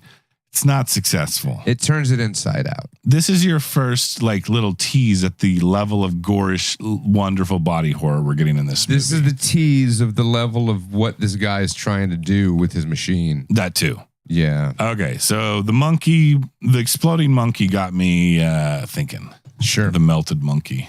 The melted monkey. The melted monkey sounds like a frozen banana stand. Yeah, I like it. Okay, so here's what I wanted to ask you. Do you think that? Okay, don't interrupt me because there's a lot to this. Fucking start the question. Because I know you. You're an interrupter. You're interrupting me right now. You're interrupting me right now. Let me finish. Let me for a long pause before you answer. Adam, do you think that they actually killed a monkey? Didn't kill a monkey. Let me finish. I'm gonna start over. Adam, do you think that they actually killed a monkey, didn't kill a monkey, cast 2 monkeys, or just 1 monkey? And if they killed the monkey and cast 1 monkey, they shot all the monkey scenes first, right? So if they killed the monkey and they had twin monkeys, right, they could have shot those scenes in chronological order. Not sure though. Your thoughts? I think they had more than 1 monkey. You do? Yeah. I think that I don't think that any real monkeys got turned inside out. I don't think they killed any so monkeys. They didn't actually kill any monkeys. But so I think that monkeys, I think they might have lost some crew members. I didn't know that David Cronenberg was like the Daniel Day-Lewis of body horror. I didn't know if he was like the Milo and Otis. Well, we actually have to have a real monkey to kill and melt in a machine for this movie to maintain integrity. Right. You got to keep that integrity. It's very important. So yeah, I don't think they turned any monkeys inside out. It just seems like it'd be a lot of work. And then to like get that scene, like a freshly inside out. You'd have like PETA outside the studio. Yeah, I mean, you can just use random meat or you can use special effects. It's like less expensive or kidnap a stray kitten. It would, yeah. So, no, there was more than 1 monkey, but they didn't kill him. Wait. They just gassed. So you think there were actually 2 monkeys cast as both the character monkeys and the Fly? No, I'm saying that we don't know how many monkeys they use. Okay, so maybe there's laws in using baboons in films that you can only use them for like 17 minutes at a time. So they like switch out baboons. There could have been like 8 apes that they used. Let's point out what we looked identical apes. Let's point out what we agree on so far. Okay. We can't tell. Part one of the conclusion, the Monkey Chronicles of the Fly. Okay, sure. Part 1 is this seems like it was a waste of time filler. Folks. Part 1. You're welcome. Part 1 is that we agree that they didn't actually kill a monkey. Nah, they didn't kill a monkey. Okay. So they didn't kill a monkey. Well, you're filming in Canada. But I don't think Goldblum... No. They didn't kill a monkey. No, you know what? Gina Davis killed that monkey. Wouldn't sit by and let that happen. But also, I mean, that was in her contract. She was the one that had to kill the monkey. She had to kill the monkey. She wasn't... She was... Well, we didn't realize that Hollywood was as skeezy as it really was until it all came out. Yeah, and in 1985, when we were shooting The Fly, as part of Gina Davis's contract, to her dismay, when she found out about it, to turn a monkey inside out, to murder an African baboon. Yeah, for the sake of the film. I mean, I just gotta think too, like for Goldblum to pick a baboon. I mean, I guess that's a. I think that's a standard lab monkey. I think I heard that in San Antonio, Texas, there's like there's a bunch of them in Texas. Huge facilities where there's like monkey farms and they raise them just to test things. There's one like out towards Bastrop, I think. I want to go to like the. You want to go to a biological monkey farm? Petting zoo monkey farm. Monkey farm. Biological petting zoo. I don't know. Give the kids Lamaria or whatever diseases they're pumping out of monkeys these days. AIDS. So let's backtrack to the monkey talk for a second. Sure.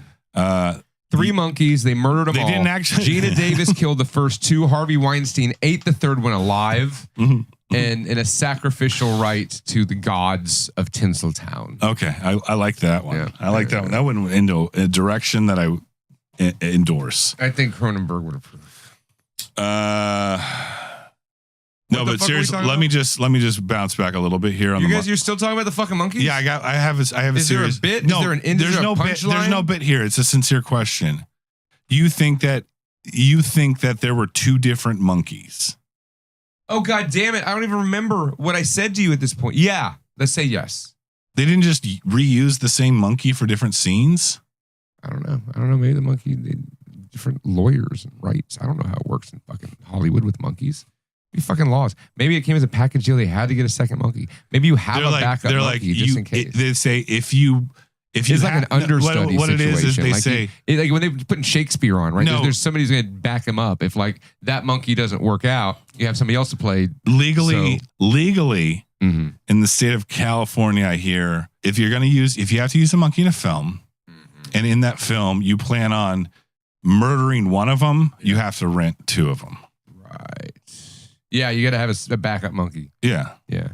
I mean, we don't know how many Hollywood movies are. For every monkey murder, you have to give the other monkey some work. I mean, if they're murdering monkeys every day for scientific reasons, like who's to say they don't just use that in Hollywood? I'm sure they don't get never mind. Remember that movie? Was that one Nope with the monkey? I think the monkey in The Fly was better. It didn't rip anybody's face off, but it got turned inside out. But there wasn't the how guy many from monkeys. The Walking Dead. But here's the thing: when you think about that movie, what's the guy from the Asian guy in Walking Dead's name? How many monkeys did they use Long in that Duck movie? Dong. 0. They used no monkeys. It was all CGI. It was all CGI monkeys. If the Fly was made today, there'd be no baboon. It'd be a CGI baboon. Well, if that's why the 80s are ultimately better. If Nope was made in 1986, they'd have to get a real monkey to murder real people, and they would have to kill that monkey.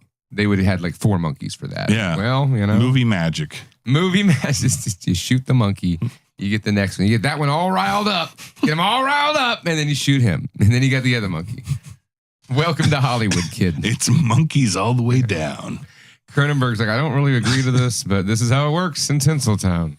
Okay, so the monkey doesn't work out. No, it doesn't work out for the monkey. Doesn't work out for the monkey. He's got a brother, don't worry. But he tweaks something, or he types in some computer screen. Well, it's a green screen. He types on something, right? He's like, maybe we should just roll it back and try something that was living at one time, but not living today. So he starts experimenting on a steak. Yeah. Like a slice of steak. How does that work? And then he does like a blind taste test with Gina Davis, and he feeds her a real steak. Yeah. She's like, it tastes like a steak. And then he feeds her the teleported steak, and she's like, oh, it tastes synthetic. And so like he knows. Right. It still needs tweaking. Right. Do you think it'd fuck you up if you ate the synthetic steak? I mean, I don't know. All I know is this right? guy's. It could be some whole other kind of matter. It could be like something that doesn't like really jive with the human DNA. Well, Seth Brundle already has this streak of like putting his work in front of anything. Like he's like using this woman as a test subject to like test his experiments out. Yeah. Like this will very likely might give you cancer. Did he eat the steak too? No, that's what I'm saying. Like he didn't slowly starting to like use this woman as a way to validate his experiments in one way or another. Interesting. It's as if he's not the hero of the film. It's as if he's might be the monster. He's a charming, unique charisma monster. Weirdly charismatic big monster. Dicked monster. That's what Jeff Goldblum is in this movie. Okay, so we know we need to tweak things. Okay, right. There's a romance budding. They're like, we got to wait for the monkey to get back from the lab to see if it's not, if it doesn't have cancer or whatever. The Inside Out monkey? No, they ended up experimenting after the steak on the monkey's brother. And it worked. It worked, yeah. But then they're like, hey, we got to wait and have the monkey go off and get medical tests and shit to make sure that. What happens to the monkey, Bobby? Tell me what happens to the monkey. To be honest, I don't remember what happens with that monkey. You watched it twice, Bobby. I think he still like hangs out. He's like around. What? That monkey's like around. He's fine. He's fine. I guess. Fine. The teleporting worked. Yeah. So there's no like long-term side effects on the monkey. One night, Seth Brundle, Jeff Goldblum, Gina Davis isn't hanging out. Gina Davis isn't hanging out with him one night, and he gets a little tipsy, gets a little drunk, and he's kind of like, I want to fucking find out what my machine's capable of. I want to see if a fucking human. And he's drunk. He's like, I'm just going to do it myself. And he plugs in the computer, and he gets in pod A. All naked. All naked, and Jeff Goldblum with his huge schlong. His huge Jeff Goldblum schlong. The goldenrod. And wouldn't you know it, it was successful. However, he wasn't alone. They imply to the audience, but not to Jeff Goldblum's character. He wasn't alone. He wasn't alone in pod A. A little common house happened to fly around in there with him. Maybe you weren't drunk and you thought of better protocol and procedures to protect from a fucking fly. Like it's a bad oversight there, bro. You know, come on, Jeff.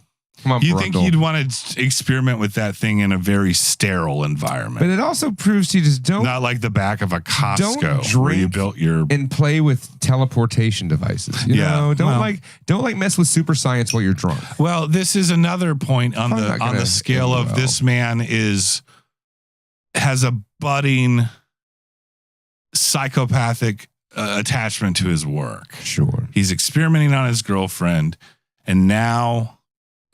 He gets drunk and decides to test his human transporter out. But isn't like she taking advantage of him too? But that's ego, man.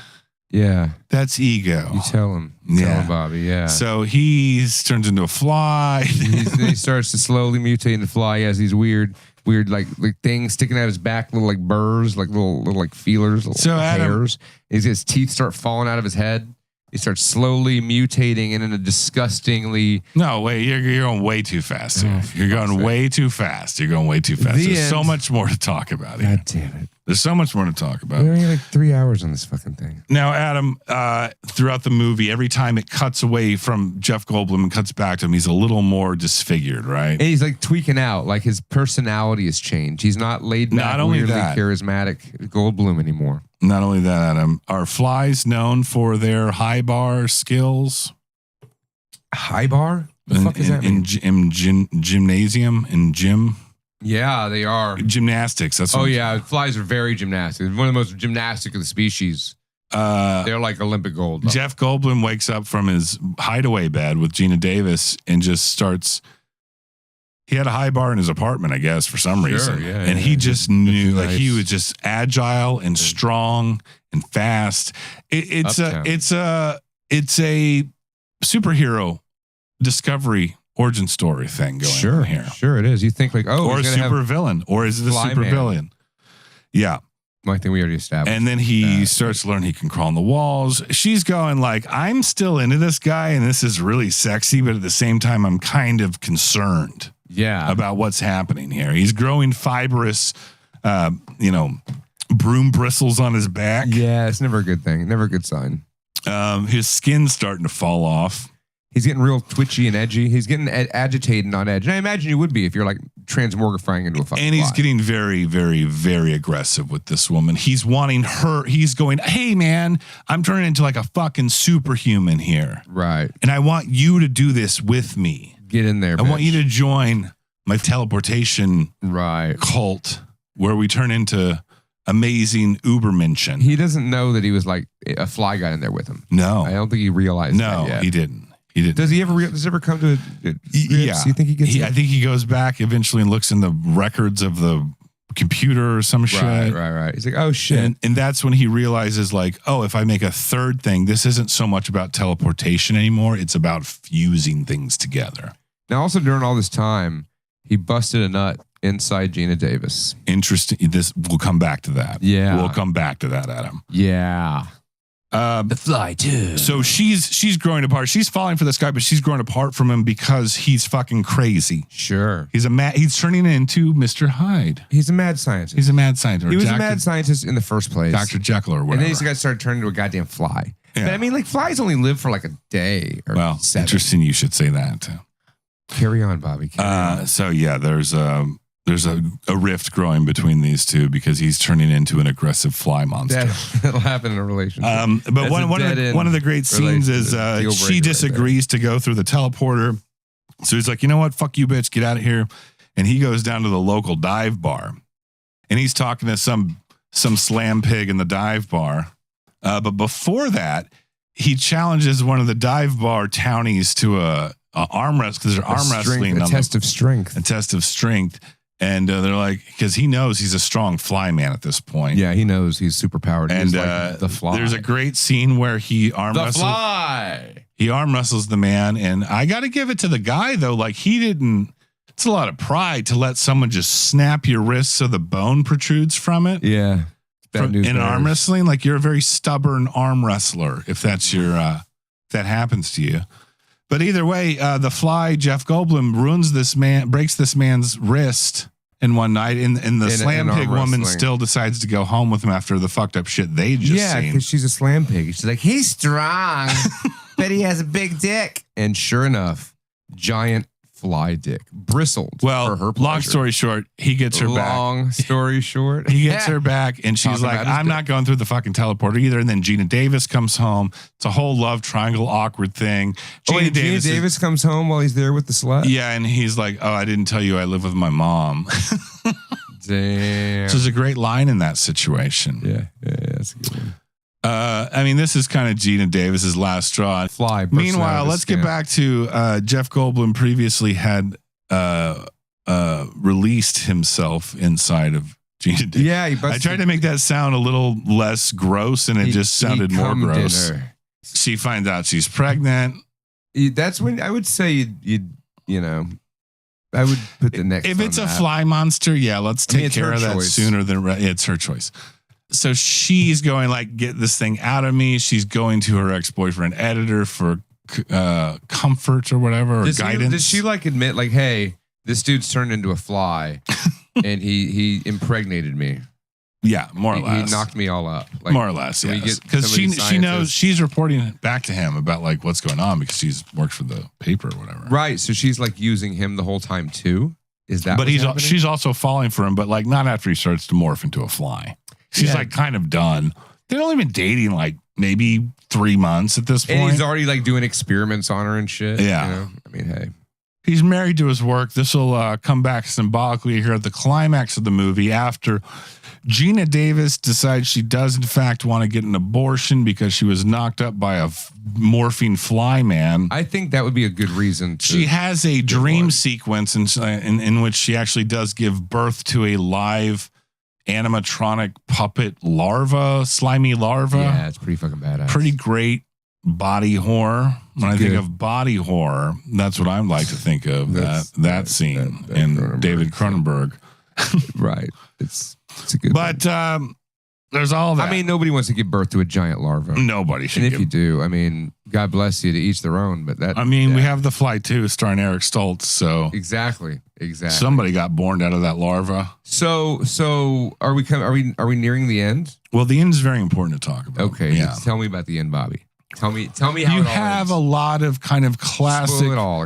You have a lot of like classic early 20th century monster movie, like the monster stealing the damsel away, kind of Quasimodo-y things going on here. The Phantom of the Opera, a little bit of that as well. But, eventually he's psychotic. The vindictive ex-boyfriend, like, assembles a shotgun and is like, well, I'm going to fucking just take care of this or protect it, whatever we need to do with the fucking shotgun. He's going to try to take out the Brundlefly. They all end up back at Brundlefly's abode, Brundlefly's pad. God damn it, Bobby. Where the teleporters are. Where the teleporters are. The laboratory. Again, he has 3 of them at this point. He's going, hey, Gina Davis, don't kill my baby. It's all that's left of me, because he knows he's transforming into a fly. He's like, your baby is all that is left of who I am, right? Right. It's like, well, fuck that. Look at you, bro. Nobody wants your baby. Nobody wants a fucking larva baby. But what he ends up saying is like, why don't all of us, like, you go into pod A, I'll go into pod B, and then we'll be fused together into pod C. Oh, wow. That's his plan? As one superhuman family entity, because the baby's inside of her too. Wow. That's his plan. That's where he's trying to convince her to do it this point. She's not into that, suffice to say. No. I don't think anybody would be into that. I don't think any woman would be into that. Now, while all this is happening, his skin is melting off his face. Yeah. There's a great practical effect where she like kind of swipes away his jaw, and then it ends up just kind of completely coming off, and it's really some of the best shit. Of just a person falling apart and a fly underneath. Yeah. It's great. Here's the last two things we'll say. Vindictive, jealous ex-boyfriend's the hero of this movie. And let's just say... the weirdly charismatic, big-dicked Jeff Goldblum is literally destroyed by his own work. Oh. And figuratively as well. Oh, yeah, Bobby. Both. Yeah, good observation, Bobby. Real fucking deep. So that's The Fly, folks. 1986. David Cronenberg. Let me see if I got anything else for you about The Fly. It's a good movie. It's a good movie. I mean, I would say it's a classic. It's up there in the top of like the science fiction movies, not just body horror, but like science fiction films of the 80s. It's up there with The Thing, you know. It's up there with Nightbreed. And it's up there with it's up there with Charlie and the Chocolate Factory. Charlie and Streets of Fire. It's up there with A Troll in Central Park. Home Alone 2. It's a good one. It's a good one. Best of the 80s. If I was to make a best of the 80s list, I put The Fly on it. The Fly is good. Fly is a real good movie, and I appreciate it more and more, and I pick up new things from it every time I watch the movie. Sure you do. Sure you do. So much great subtext. Yeah. About flies, mortality, and about going mad with power, being more invested in your own ambitions versus the people you love. Adam. Right. No, absolutely. And also the dangers of splicing insect DNA with Jeff Goldblum's DNA. Yeah, I would say it's not just Jeff Goldblum. I think mixing it with Gina Davis's DNA. You don't want to play God, Adam, is what I'm trying to say. Hey, what happened to the smarmy boyfriend hero? I mean, he didn't walk away scot-free, right? Like, well, she ends up, the climax is basically she has to bring herself to shoot Jeff Goldblum, who's fully morphed into a fly, slime fly at this point. He's beautiful. Beautiful, but she still loves him. She still loves him, and she has a hard time shooting the mutant slime fly. She feels in front pity of her. for him. She feels pity for him. Pity? Okay. But she also he's in love with Jeff Goldblum, Seth Brundle, but not that version of it. Well, look at the end of American Werewolf in London. I mean, it makes sense, you know. What's the end of American Werewolf? What do you mean? Well, like the girl goes down there and she's like, "Oh, but you're a giant wolf, but I still love you." Oh yeah, kind of like that. But I think it'd be worse to watch a dude's like jaw come off in your hand and he turns. Yeah, I mean, at some point, I was thinking about all this, and my wife was watching it with me today when I watched it again. I think that'd be a big turn off. I said, "Hey, wife, would you, if I looked like that slime fly that Jeff Goldblum morphed into, would you still want to go out on a date with me?" And she said no, right? And she said, "Nah, I'm good. I don't want to date a slime fly." I mean, I don't know many people that would want to date a slime fly, but I'm sure they're out there. And you know what? I don't want to yuck anybody's yum. So if that's your thing, we're not here to kink shame. I'm not kink shaming anybody. The slime fly community. The slime fly lovers. Yeah. God bless them. God bless them, everyone. It's a good, but The Fly from 1980s, all seriousness, David Cronenberg's The Fly. It's a great intro to body horror if you want to show someone their first body horror. Yeah, because you got the weird charisma of Jeff Goldblum. You've got the stunning beauty and talent of Gina Davis. And slime flies. And then what I was trying to get at is the slime fly pukes on the boyfriend or the ex-boyfriend. Oh, yeah. And like melts. And then he has like xenomorph acid for puke. Yeah. And it looks kind of cummy. Of course it does. But it's very like white and milky. So he like fly jizzes all over his He slime flied all over his face. His girl's It was a money shot. Money shot. Bukkake. He slime bukkakis all over the ex-boyfriend's face. That and fly no, it's on his face. He hits his hands and it melts his hand. Melts his hands. Because the boyfriend lives. ex-boyfriend. Because he's in the sequel with Eric Stoltz. He's the only one that makes it to the sequel that I recall. I'm sure they asked for Gina Davis again, but she was like, I'm in Earth Girls Are Easy now. Yeah, I've moved on to Beetlejuice and Earth Girls Are Easy. We're not going back down that road. This has been the Not For Everyone podcast. I highly recommend. The Fly. Adam, tell me a little bit about what you've been drinking in the morning. I've been drinking some fine Java. You know, I get up a little bit early these days. I like to take a little walk around the neighborhood. I like to maybe eat a banana or an apple. I like to have a nice piping hot glass of Fox & Sons coffee. It's delicious. It's delectable. I want to pour it down my throat hole and burn up my little belly with some delicious coffee. Is that what you're drinking, Bobby? That's going to sell a lot of bags of coffee. Fucking A, it is. You know why? Because that shit's good, and that's no lie. I want to drink me some Fox & Sons right now. Fox & Sons coffee, promo code NFE. NFE. Get yourself some savings. Even if you're not a coffee drinker, it makes a great gift for an uncle you don't really care about, but Absolutely. still feel obligated to send a present Maybe to. if you have like a younger nephew or niece that you want to get addicted to caffeine because, you know, they're going to grow up anyways, you might as well get it young. Or buy a bag for a homeless man. It's a good Christmas present. It'll help them poop. And every bum needs help to poop. And they're like, I don't have a grinder. Yeah. Can you buy it ground? I think you can buy a ground. You can buy a ground or pretty sure. Yeah. I don't see why you wouldn't be able to. FoxandSons.com. That's FOX in the letter N. Sons, SONES.com. SONES? SONS. Sones. Fox and Sones. Fox and Sones. FoxandSons.com. Promo code NFE. I mean, you're breathing weird. Are you having a heart attack, bud? No, I have a nicotine lozenge in. And you're talking into a microphone with a fucking nicotine lozenge. This is the content. You save this for